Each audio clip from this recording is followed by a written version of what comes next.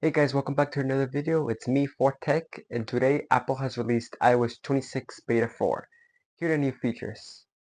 First up, we know that there are a few design changes coming to macOS Tahoe 26. This includes the redesigned Music app, and now reflects the look of Podcast app. Here's a picture. Specifically, the sidebar now reacts it contained beneath and it rather than being a separate part of Windows. Notifications will be designed on Mac to reflect the new look from iOS 26. Here's a picture. Both of these changes appeared on Monday when Apple accidentally sent macOS Tahoe 26 public beta, still unreleased. Though the wrong beta channel, macOS Tahoe 26 Developer Beta 4, first posted on Apple's developer portal before hitting the OTA or over-the-air update method.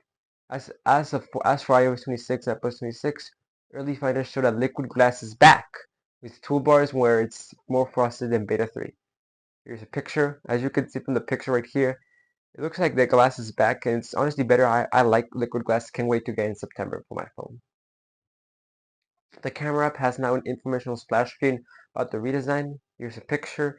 It shows like it's just telling you like what's new with the camera design and like new stuff coming, like instructions of what's coming with the new camera. Phone has now updated settings where silence unknown callers and manage the new call as screen feature.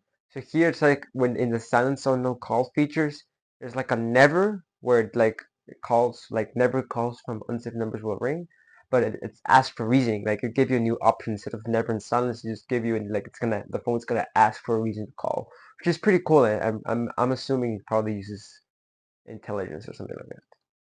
Apple has also added a dynamic color option for the iOS 26 and Apple 26 wallpapers in Beta 4.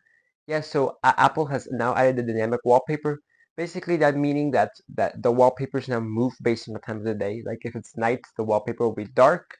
If it's day, it will be light.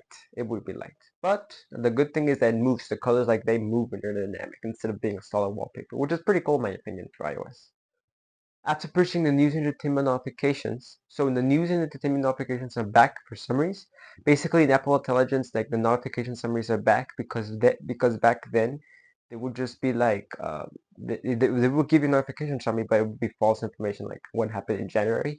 So it looks like the notification summaries are back, but just give you the disclaimer. I'll show a picture right here.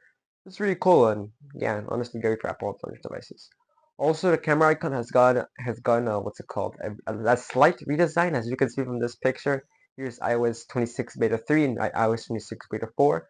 It looks slightly different, but maybe it hints at the iPhone 17 camera, something like that. We don't know, but we'll find out in September.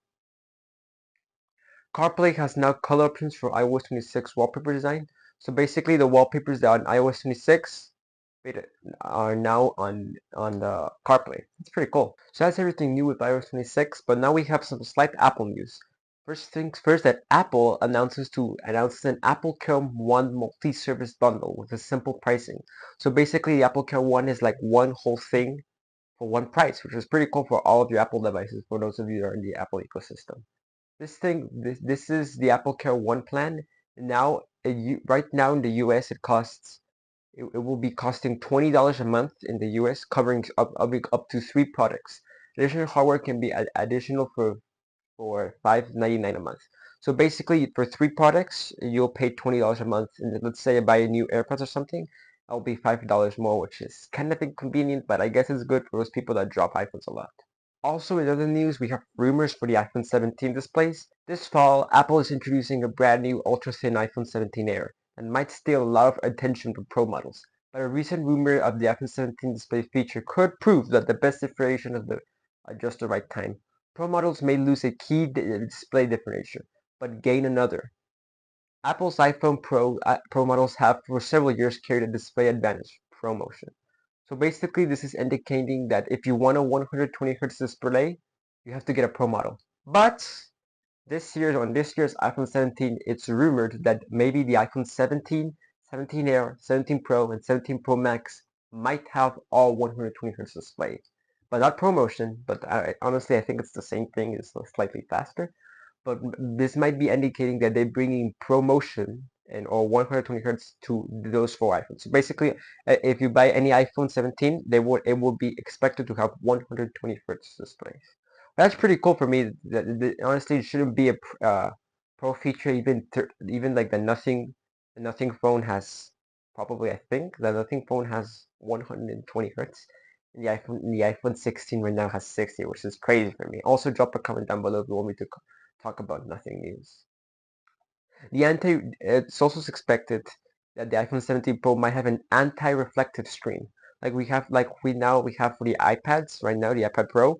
It is expected that it could make a loss for ProMotion in the iPhone 17. So basically, that's like a new Pro feature for the anti-reflective display. That's pretty cool, but honestly, that should not be a Pro feature. It should be a mostly everyone feature because nobody. It would be nice if it would be not non-reflective. Will this anti-reflective display be essentially like a nano texture but for iPhone? It's hard to say as details remain minimal. However, if this rumor does prove true, it will make a lot of sense in a year when Pro models are losing the clean display differential. So it's basically taking one out, like ditching 120 hertz from the Pro feature, but adding a Pro feature, which is right now what's it called? Right now it's called the anti-reflective display. Also, in some unsettling news, Apple has now said a YouTuber who conventionally leaked iOS 26. Here's the latest. In a lawsuit filed against prominent leaker John Prosser, Apple alleged a conspiracy to break the development device that steals his trade secrets. Prosser insists Apple has it all wrong. In other words, this is basically saying that John Prosser, which is from FPT Tech, subscribe to him, he's a good YouTuber. He's basically, a few months ago, he's basically like telling us what iOS 26 might be, but now Apple's suing him because the leaks are consistent in a big part of the news cycles.